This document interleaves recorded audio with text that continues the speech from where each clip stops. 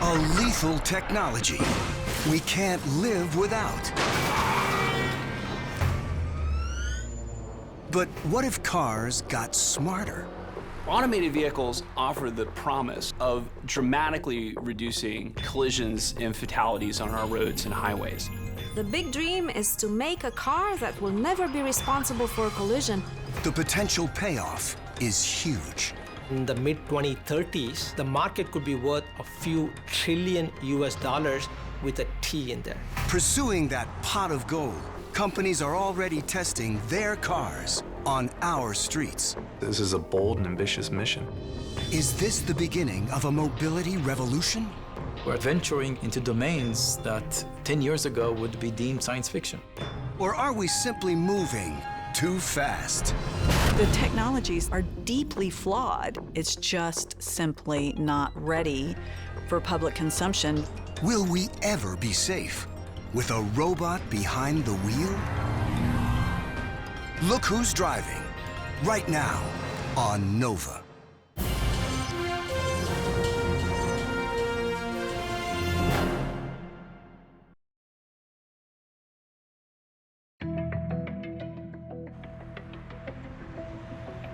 What is your emergency? Yes, I hit a bicyclist. Do you need paramedics? I don't, but they do. Every day in the United States, there are about 100 fatal car crashes.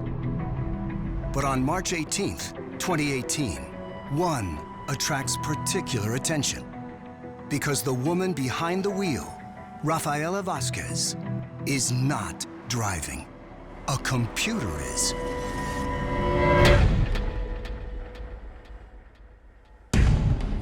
The crash puts a spotlight on a controversial new technology, the self-driving car.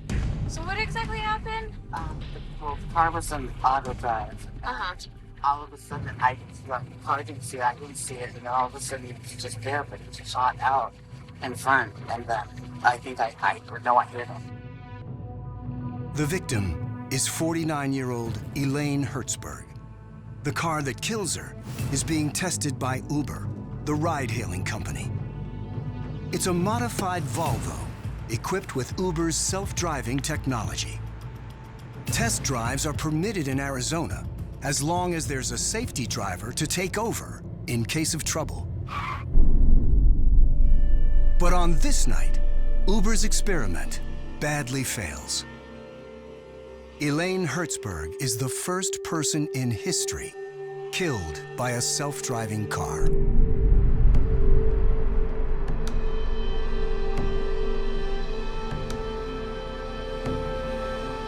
A woman was pushing a bike across a road. This is the sweet spot, in theory, where autonomy would be at its best, particularly compared to humans who have terrible vision at night. And I think that's sadly, it's a very good example of just how far away from safe these cars really are. Now, the question I have for you guys is, do you guys have remote access to the cameras and stuff like that are in there? Technically should. Hertzberg's death quickly becomes an international story. Killed in the street by a self-driving Uber car. Uber is now suspending all of its self-driving testing. Self-driving cars under intense scrutiny after Uber's CEO tweeting, "Incredibly sad news. We're thinking of the victim's family." So the question here is, what went wrong? The Tempe crash stokes public fears about self-driving cars. Nearly 3 out of 4 Americans say they'd be afraid to ride in one. So why is anyone even trying to make a car that drives itself? Self-driving vehicles don't get distracted. They don't get fatigued. They don't fall asleep. And, they don't drive drunk. In other words, they promise safety. Each year in the US, some 35,000 people die in car crashes. Nearly all caused by human error. They're because of a choice or an error that we make. A choice to pick up the phone, drive drunk, drive drugged, drive distracted, drive drowsy. You're looking one direction when you should have been watching in the other direction. 94% of crashes. The hope is that computers will be able to do a better job.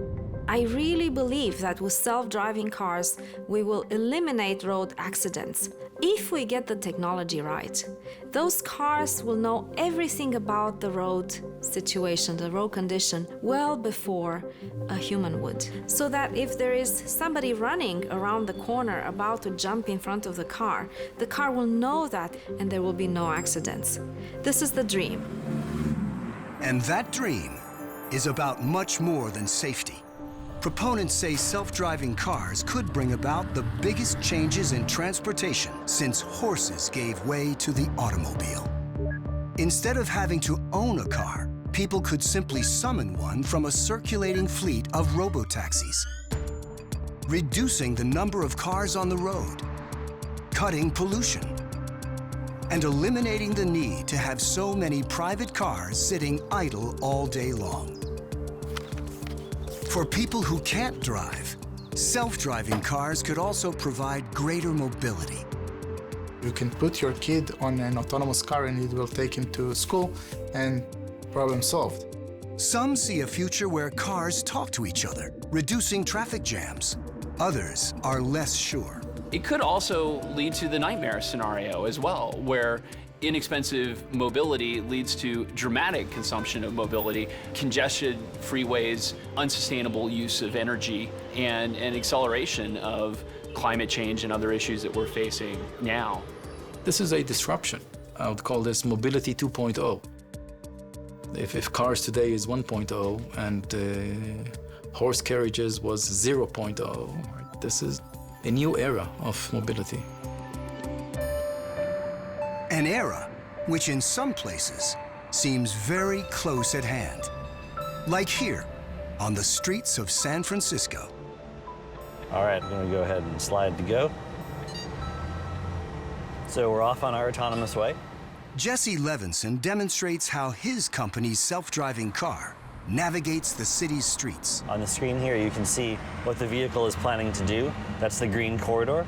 The display shows how the route is constantly adjusted in response to data from cameras and scanners that use radar and lasers. The system is designed to handle anything that might happen. But on test drives, the company always has a safety driver.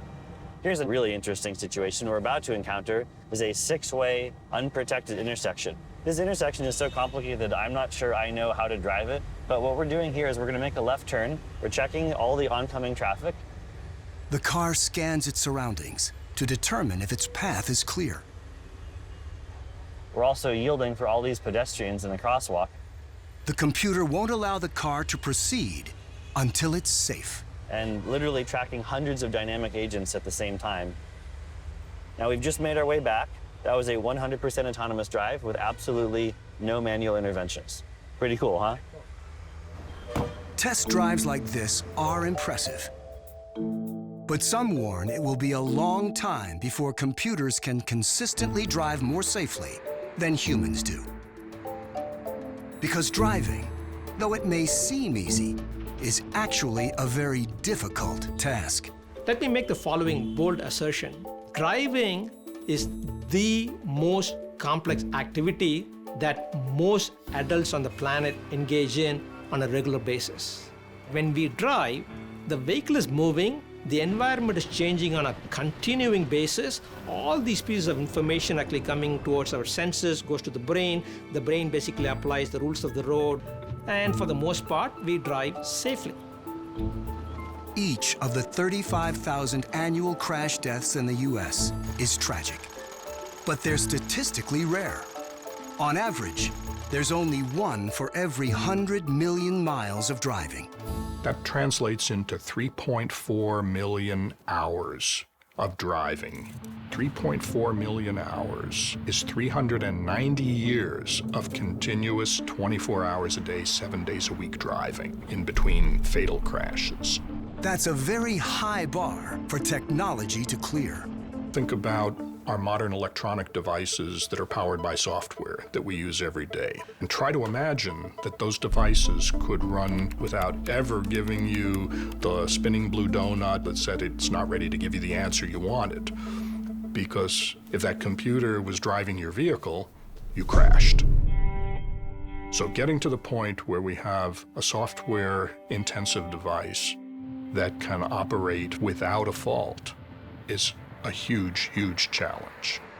This is a bold and ambitious mission, a mission that really isn't going to be accomplished overnight. Michael Fleming speaks from hard experience. He's been working on self-driving cars for more than a decade.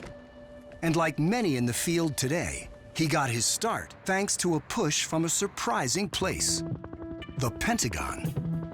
In 2000, hoping to reduce battlefield casualties, Congress orders the military to develop combat vehicles that can drive themselves. 2 years later, the Pentagon's research agency, DARPA, announces what it calls the Grand Challenge. A driverless car race, 142 miles through the California desert. Whoever finishes first will win $1 million. March 13, 2004, 13 vehicles rigged with sensors to detect what's ahead and software to control speed and steering set out. And we and a lot of other teams went out to compete in the DARPA, Grand Challenge with high hopes of bringing home $1 million prize. Right away, the vehicles run into trouble. The course is littered with rocks, cliffs, cattle grates, and riverbeds. Obstacles that the sensors sometimes miss. We got 100 yards out of the gate, and the vehicle just stopped working. And we failed miserably with everyone else. Of the full 142 miles, no vehicle goes farther than 8. But a year later, DARPA provides a second chance, a new challenge that doubles the payoff to $2 million. Among the 2005 competitors, a team from Stanford, confident that their car, named Stanley, can make it all the way to the finish line. They're ace-in-the-hole, cutting-edge software that uses AI, artificial intelligence. We built a computer system using artificial intelligence that's able to actually find the road very, very reliably. What you see here is a map of the environment that's being built as Stanley drives. The red stuff is stuff that it doesn't want to drive over, it's dangerous. The white stuff is the road as found by Stanley. And the gray stuff that you see here is stuff it just doesn't know anything about, so it's not going to drive there. Stanford's strategy pays off. Stanley is the first to cross the finish line. We have the green flag. 2 years later, Launch the bots. the Pentagon stages a final contest, adding a new complexity, traffic. DARPA calls it the Urban Challenge. In the 2007 Urban Challenge, they let us drive with other cars, both autonomous cars as well as human-driven cars. And so that was really exciting because all of a sudden now you have to track dynamic objects and predict what they're going to do in the future, and that's a much harder problem. To help solve it, some half a dozen teams bank on a detection technology called LiDAR, which dramatically improves a car's ability to see. They rig devices that spin 360 degrees. LiDAR works using laser beams, pulses of invisible light that bounce off everything in their path. A sensor collects the reflections, which provide a precise picture of the environment. And as those lasers are sweeping around in a circle, you get what's called a point cloud. So you'll get thousands, even millions of points coming back to the sensor, and you can build up a point cloud that looks similar to this, and it gives you very accurate geometric detail.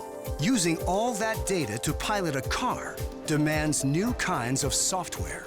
I vividly remember the first time when some of my software that I had just written hours ago ran on the car. That was pretty incredible. There was nobody behind the wheel and it was just doing everything on its own.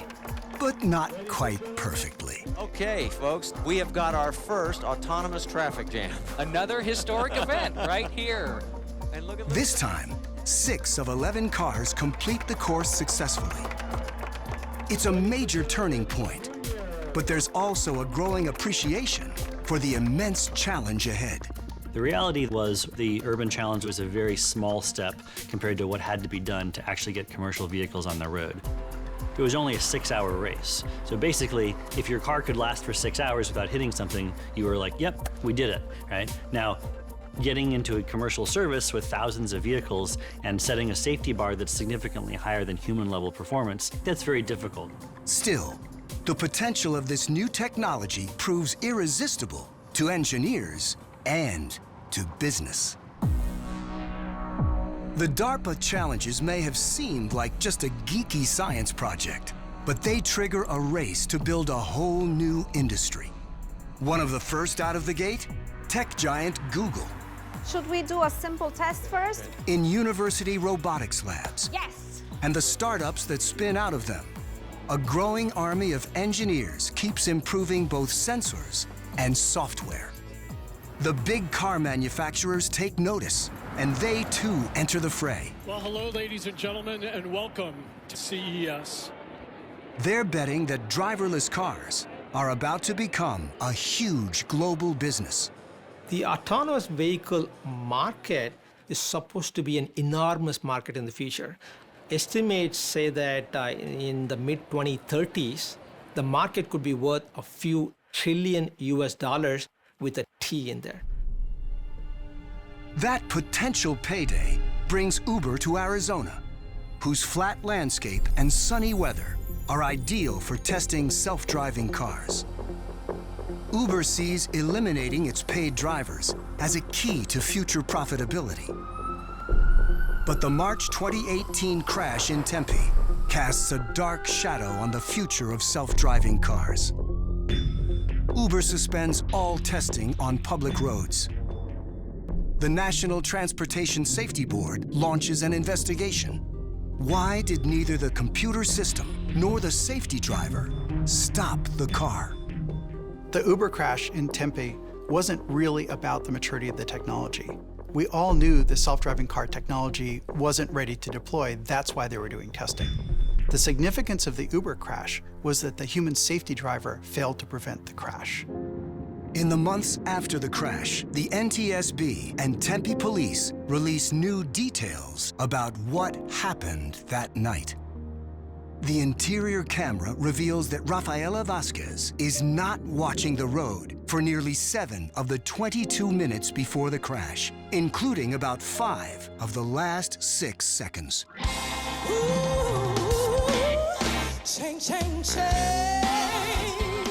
The police discover that the whole time the car is moving, she is streaming an episode of a singing competition on her phone. Vasquez denies watching the video or even looking at her phone.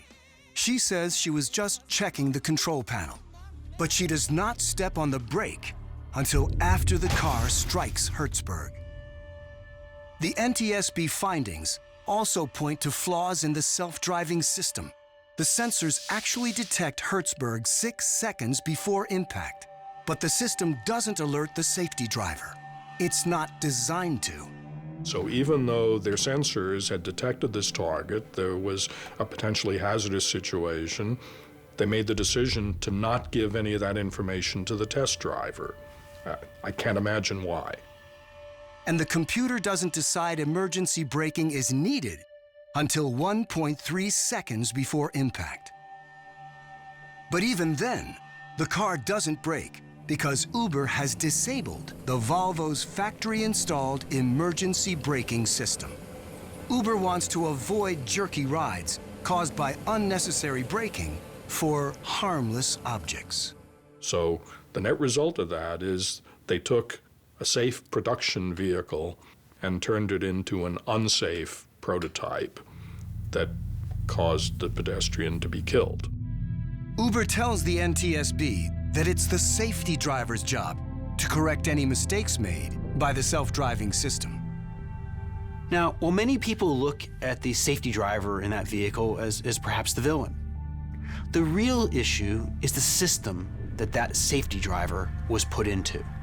They were put into a system ripe for failure, where the expectations of failure were far lower than the actual probabilities.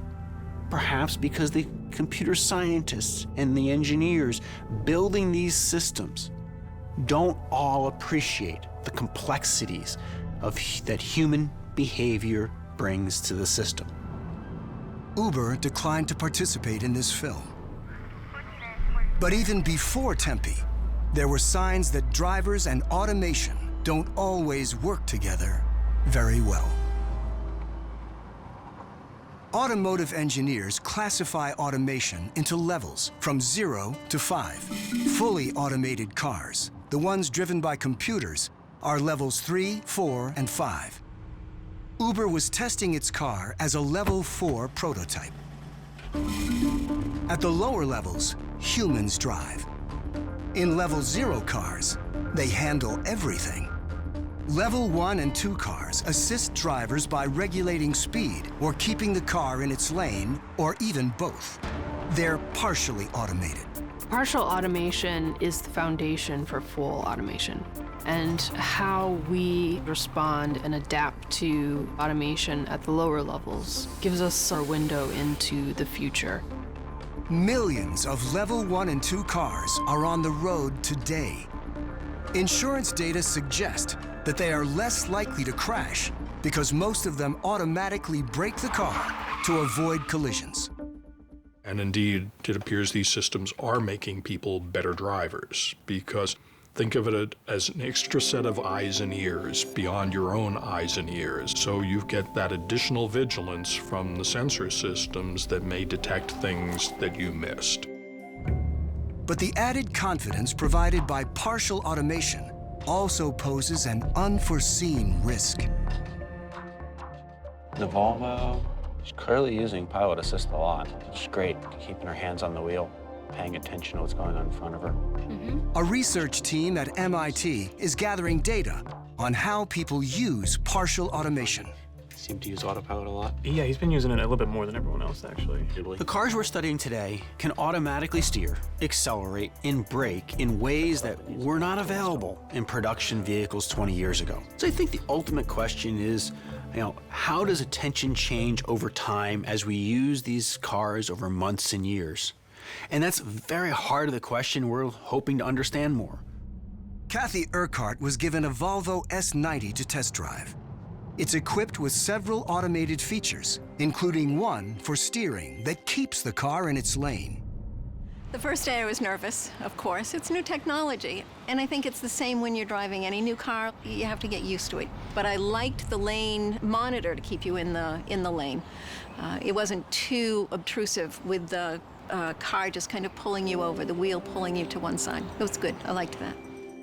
When the Volvo's steering assistance is on, Kathy could briefly take her hands off the wheel, but she doesn't. I'm not somebody that takes my hands off the steering wheel. I like to have control. I like to hold on to the steering wheel. But there are others in the MIT study, like Taylor Ogan, who are much more trusting of automation. He owns a Tesla equipped with software called autopilot. I actually traded my first car in to get autopilot so that the car could drive itself. It helps you stay in your lane and follow the car, the distance with the car in front of you, and you really don't have to touch anything. It's awesome. I love it. I swear by it. All right, here we go. All right. All right. Tesla's founder and CEO, Elon Musk, has long touted autopilot as a step along the road to his goal of full autonomy. No hands, no feet, nothing. It's a combination of radar, camera with image recognition, and ultrasonic sensors. That's integrated with our maps and real-time traffic. But for now, the Tesla system is still level 2, which means it requires just as much driver attention as a regular car. So the company has been criticized for choosing the name Autopilot. It's a nice, catchy sounding name, but autopilot certainly has a misleading connotation. It suggests that the pilot of the car is in the program, in the computer, and not in the driver of the vehicle. But Musk claims that the name is not misleading. Autopilot is what they have in airplanes, is where there's still an expectation that there'll be a pilot. So if the onus is on the pilot to make sure that the autopilot is doing the right thing. We're not asserting that the car is capable of driving in the absence of driver oversight.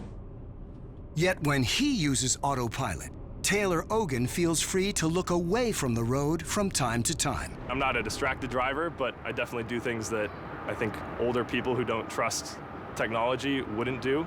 I'm definitely on my phone a lot more, texting, reading articles when the car is driving itself. I'm actually gonna test this autopilot thing. Oh, I can eat food! There's no life. Look at this. Some early autopilot users push things a lot further and show off their exploits on YouTube. Oh my, that's a sharp turn. I'm alive. Okay, good. What is technology? What? Drivers like these may seem hopelessly reckless, but they're just extreme examples of people placing too much trust in partially automated cars. A problem that in 2016 leads to tragedy. Geez. Car's doing it all itself. What am I gonna do with my hands down here? 39-year-old Joshua Brown is a particularly enthusiastic early adopter of Tesla's autopilot. He loves to make YouTube videos showing what autopilot can do. So the camera up here is what's always watching the road, and it's looking at your lane markings, and it is looking at speed limit signs. And right now we're actually about to pass. Tesla says that autopilot should only be used on highways with entrance and exit ramps. Highways that don't have cross traffic, like this one. Once you're over, notice the sign is saying. But it's only a recommendation. And Tesla doesn't block drivers from using it on other roads too. There's a car in front of me, so I'm not going to have to do anything. It starts to turn and stuff. Brown stresses how important it is for the driver to stay constantly alert. So just like that, I have my hands on the wheel, but I can still get my foot down to a brake and just keep it like this, because you can react so quickly that if anything goes wrong, you're going to want to be able to take control very, very quickly while we're driving like this. On May 7th, 2016, near the town of Williston, Florida, Joshua Brown is cruising east on Route 27A, a 4-lane divided highway that has numerous intersections. He's driving at 74 miles per hour with autopilot switched on. As Brown nears an intersection, a truck driver prepares to make a left turn across his path. The truck is supposed to yield, but it doesn't. It begins its turn with Brown's Tesla about 1,000 feet away. Brown now has about 10 seconds to avoid a collision. Records show that he is not using his phone, but he does nothing, and neither does autopilot. The Tesla slams into the trailer, killing Brown. In the immediate aftermath, a critically important question: who or what is to blame? Autopilot is an obvious suspect, but the NTSB clears it because autopilot isn't designed to detect obstacles like that truck that are crossing the car's path. It only looks for objects moving in the same direction as the car. So the safety board splits the blame between the truck driver for failing to yield and Brown for not paying attention. Had he noticed the truck and stepped on the brake, he could have easily stopped with plenty of room to spare. And Brown is not the only person killed while using autopilot. In 2016 in China, a driver named Gao Yaning crashes into a road sweeper. Deadly Tesla crash in California. In 2018, in California, Walter Huang dies when his Tesla crashes into a barrier. Being set on autopilot. This deadly Tesla crash raising new questions tonight. The roof of the car was ripped off as it passed under the trailer. And in 2019, Jeremy Barron Banner is killed in Florida when his Tesla hits a truck crossing its path. The circumstances of which are similar to a crash in May of 2016 near Gainesville. Despite these fatalities, Tesla says that it continually improves autopilot. And it asserts that drivers who use autopilot have a lower crash rate than US drivers as a whole. Tesla declined to participate in this film. Some scientists say that autopilot and other systems like it remain inherently risky. When cars are fully manual and you must do everything yourself, you bring all your cognitive resources to bear to do that task. But if the automation is doing a good enough job, people will check out in their heads very quickly. Your brain is wired to stop paying attention when the automation starts doing well enough. It's very easy to be lulled into a false sense of security if you're supervising an automated vehicle that you have never seen have any sort of issue. That false sense of security makes it difficult for people to react quickly in emergencies. So many engineers are skeptical of what's called Level 3 autonomy, where a car can fully drive itself, except in an emergency, when the system alerts the driver to take over. If the vehicle all of a sudden can say, oh wait, I don't actually know what I'm doing, you better take over, I'm not at all convinced that that can be done in a way that's actually safe. That's one of the reasons why we're making the leap all the way to level 4 and 5 driving, which is to say that as a passenger in our vehicle, you have no legal or other responsibility for driving or keeping the vehicle safe. Level 4 and 5 cars, which are fully autonomous, are designed to safely handle any driving situation, even emergencies, with no human intervention at all. The only difference, Level 4s could operate only on some roads at certain times. Level 5s, anytime, anywhere. You can go to sleep or sit in the back seat because there's no takeover request. The car can manage all the situations, and in case something goes wrong, it still has enough redundancies to safely stop. So it doesn't need the driver to engage. But achieving that goal of fully driverless cars will require the people developing them to overcome all kinds of obstacles. We've never done this before. We've done some things like it. We've increased safety in aviation tremendously. We've automated different kinds of transportation modes and activities beautifully, but we've never done this.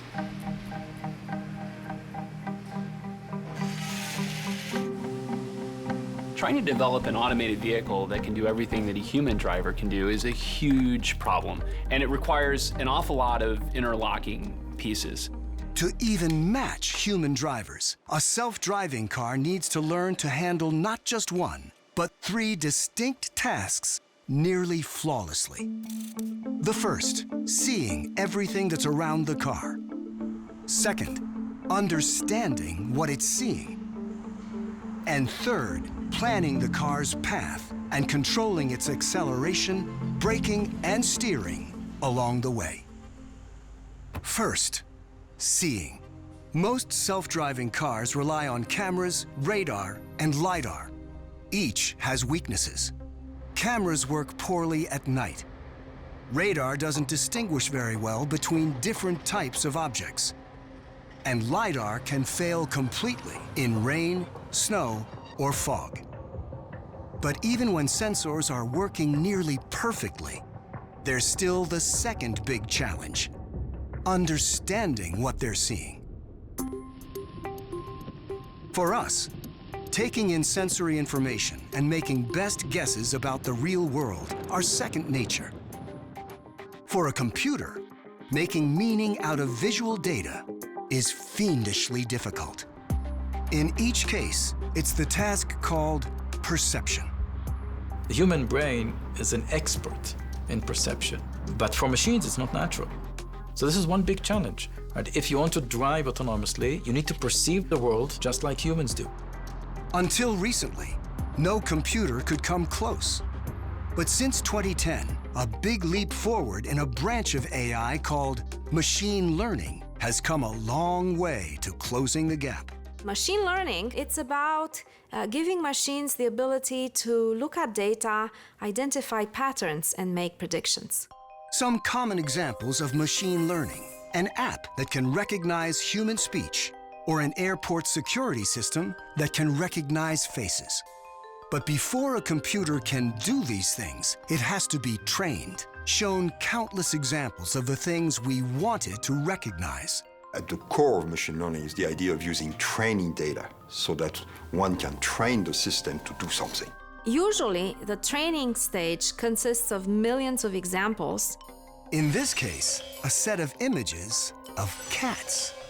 The computer will find the similarities among them that will help it generalize and be able to recognize any cat like we do. It also requires a great breadth of examples, because the performance of the network will be only as good as the data used to train it. In Jerusalem, Mobileye, a specialist in autonomous technology, trains its perception software with a huge volume of data. A person has to carefully label each image so that the computer can learn what different things look like. She's making sure that all the vehicles are correctly annotated. We are looking for cars, pedestrian, traffic sign, traffic light. Once the software masters the set of training images, it's ready to tackle the data from a real drive, a stream of pixels coming in from the car's cameras. And it'll take each image from the video, it's like one frame out of the video, and say, okay, I have a bunch of pixels, a bunch of colored dots, and it tries to find out what's in there. And at a high level, what it's doing is it's going around, sniffing through the image, looking for things like, oh, there are some vertical edges, and there's some horizontal edges, and there's something round. And so it pulls out a bunch of features. And so it's pulling these video features out and associating them with whether or not it's a person or a car. Today's software can interpret millions of pixels every second. And thanks to the recent breakthroughs in machine learning, its accuracy has shot up substantially to as high as 98%. But is that good enough? Whenever I hear a good high number like 98% accuracy in the context of self-driving cars, my reaction is that's not near good enough. One of the problems with a really high accuracy is that's only about how you do on the training data. If the real world is even slightly different than the training data, which it always is, that accuracy might not really turn out to be the case. In Pittsburgh, Phil Koopman's company helps clients by pushing perception software to its limits, hoping to reveal the unexpected ways it can fail. He drops out and he picks him up for just a little bit, and then he goes away. The driverless cars have gotten really good at ordinary situations. Going down the highway on a sunny day should be no problem. Even navigating city streets, if nothing crazy is going on, should be okay. They have a lot of trouble with the things they haven't seen before. So we call them edge cases, just something you've never seen before. And you'll notice it was raining a little bit that night, so we have a lot of adults carrying umbrellas. If they don't have a lot of umbrellas in the training set, maybe it's not going to see the people with umbrellas. It's not going to see the people. So when it sees something that it's never seen before, it's never seen an example, it doesn't know what to do.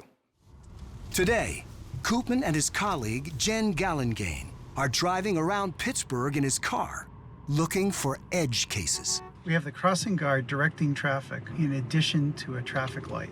They use what they learn to improve the training of the software. The red boxes you see are called bounding boxes. And what those are, they're just a rectangle around where the person is in the image. And so the idea is this is where the computer thinks a pedestrian is. When you see those bounding boxes disappear, it means that the computer has lost track of where the person is. In other words, if there's no red box, it doesn't see the person. Because I don't think it saw him hardly at all until we were almost on top of him. And there are many common variations in the ways that people and things look that can prevent a computer from making the correct ID. A delivery man wearing a turban is holding a food tray next to his head, forming shapes that differ from the typical training images of a person's head. Got the food tray right there. Those unusual shapes make the delivery man an edge case. So when the red box is there, it sees him, and there he is looking right at me. He's right in front of my car, it doesn't see him. You can look at the picture, and you say, there's a person there, and the perception system says, nope, there's no person there, and that's a problem. But many engineers say that a botched identification can be overcome as long as some of the car's sensors detect that something is there. So we use sensors like radar and LiDAR to directly measure where everything is around us. And that's really important because even if a machine learning system can't classify exactly what type of object something is, we still know there's something there, we know how fast it's moving, and so we can make sure that we don't hit it. Even if the car can see and make sense of its surroundings with unmatched perfection, it could still be a lethal hazard if it fails to handle its third crucial task: planning. Yet another daunting challenge. Because the planning software has to anticipate what's likely to happen, then plot the car's pathway and speed, ready to change both in a split second if the sensors spot trouble. Just like the car's perception software, its planning software also needs to be trained. To do that without putting lives at risk, most companies do a lot of their training in environments they can fully control. One of them is computer simulation. We are driving in San Francisco, so we have to create a world in simulation that is just as complex and varied as San Francisco. And this is not a small feat. When we run tests in simulation, we take a model of the real car, along with all the sensors that are on the real car, including the AI that runs on the real car. And this is what we place in our simulation. Here, the AI software can practice new skills without putting anyone in danger. Suppose that we drive in the real world and there is a double parked car situation we don't know how to deal with, right? So what we do is we ensure that the vehicle can deal with these situations in simulation first, so that once we actually see that situation in real life, we already know that we'll be able to deal with it. Another kind of safe training environment is a private test facility, like this one in Northern California, known as Castle. It's run by Waymo, the company that Google spun off to develop self-driving cars. And so because the site has so many different types of roads, from residential to expressways to arterial roads, going between the two, cul-de-sacs and things like that, we're able to stage basically an infinite number of scenarios that you would encounter on those types of roads in the real world. Great, let's go for a run. 3, 2, 1. Today's test. On a street where the view is blocked, a car suddenly backs out into the Waymo car's path. Great job, everyone. We can go a little spicier. We could change the speed at which the auxiliary vehicle exits the driveway. Does it rip out of its driveway and like a bat out of hell, really coming out of the driveway ahead of the Waymo vehicle, or is it slowly kind of meandering down the driveway and taking its time? Great job, guys. Let's restage and stand by. Next, the Waymo car has to handle what's called a pinch point, a two-way street made narrow by parked cars. Waymo rolling. You encounter this really often on public roads. Two oncoming vehicles have to negotiate who will assume the right of way and who will have to yield. The other car arrives at the pinch point first, so the software should tell the autonomous car to yield. Building right here. Butter going around. Butter. These are just two of the thousands of scenarios the company uses to train the software, and they introduce new ones all the time. But ultimately, the only way to know for sure how a car will perform on public roads is to test it in the real world, where the stakes for wrong decisions are much higher. We don't just, let's go for a test drive just for the fun of it, because the test drive by itself may be dangerous, okay? But there are things that are very difficult to check without actually doing a test drive. And these are things that involve negotiation with other drivers. Because in order to check if you are negotiating normally and properly with other drivers, you need other drivers. Today, Mobileye engineers are testing a part of their planning software that handles merging in traffic. So we merged fine, but at the last point we're a bit slow.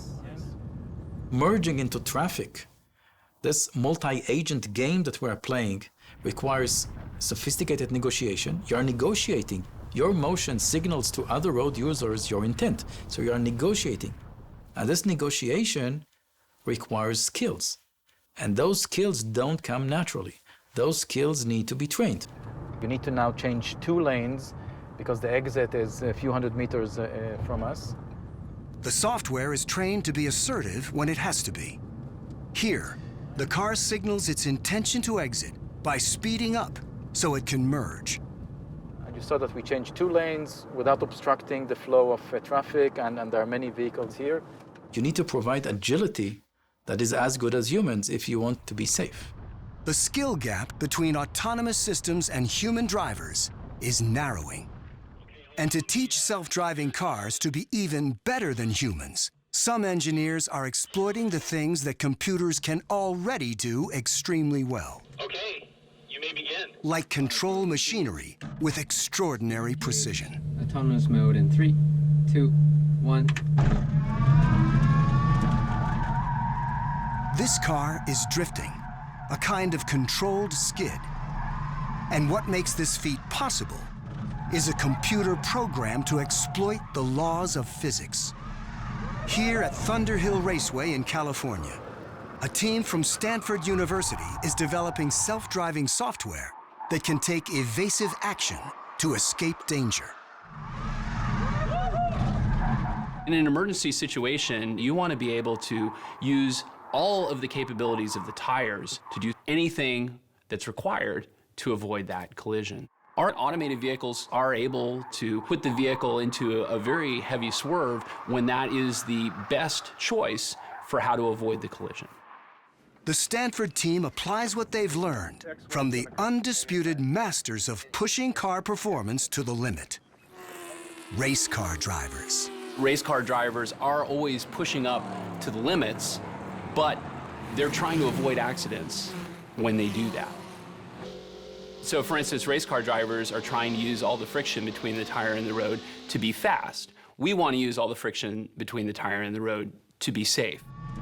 While it might take a race car driver years to perfect skills like these, once the software masters them, a download could pass them on to a whole fleet of cars in just minutes. We feel this is a fundamental building block of any type of automated vehicle that you would want to develop. The vehicle should be able to use all of its capabilities to move out of harm's way.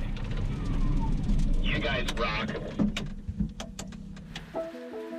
So despite all the obstacles, many engineers think they're closing in on the prize. Self-driving cars safe enough to trust. Cars that could proliferate very rapidly.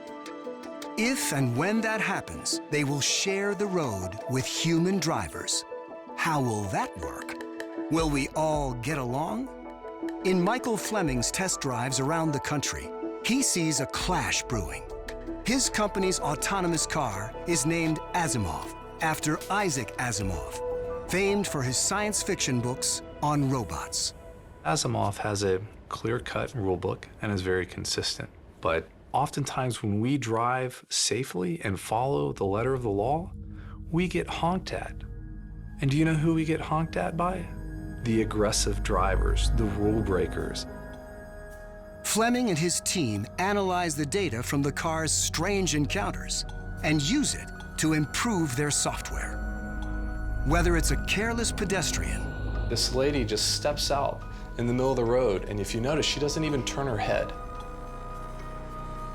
Or a wrong-way car. We were driving down a one-way street with multiple lanes, and we see this white truck driving the wrong way down a one-way road. So clearly we have a rule breaker here, doing something that they shouldn't do. You know, the development of self-driving technology would be pretty simple if everyone just followed the rules of the road. If everyone came to a stop at a stop sign, if everyone used crosswalks. But the reality is, they don't. They break rules all the time. Conflicts between rule-bound automated cars and impatient humans are just one potential problem. If robo-taxi services become very cheap, might traffic actually increase and pollution grow worse? How many people who now earn their living from driving might lose their jobs? If millions of cars are electronically connected, what risks might that pose to our privacy and our security? Finally, an ethical question. Are we willing to accept self-driving cars that kill some people as long as they kill fewer people than human drivers do? Despite these looming questions, proponents say self-driving cars could make transportation both easier and safer. I think new technology offers the biggest safety tool that we've had in 100 years. That's the cultural transformation that's coming. But it is far from certain that driverless cars will ever deliver on that promise. I think it is hubris to believe that driving is such a simple task that since there's so much more automation in the world, how hard could this be? I'm a big fan of where we're going with this technology, but I also work on a day-to-day basis with this technology, and it's just simply not ready for public consumption to any verifiable degree of safety. I think that we, as developers in the industry, need to earn the public's trust and not the other way around. I think we need to be able to demonstrate why our system is in fact safer than human drivers. If self-driving cars eventually do win public trust, their adoption may be less of a revolution than a slow evolution. In my opinion, the safe solutions today work at low speeds, in low complexity environments. So this includes driving on private roads, on campuses, retirement communities, airports. But we do not have solutions that work in general at high speeds, in congestion, and in really difficult road conditions. Having a fully autonomous vehicle, being able to take you anywhere, anytime, is very, very far in the future. In fact, I don't have even a guess as to how far in the future that would be. It's not like a mobile phone app where, if the mobile phone app doesn't work 10% of the time, big deal. This has got to work all the time. There's a pot of gold out there at the end of the rainbow for those who can actually get this to work. Now, the challenge is how to get it to work safely.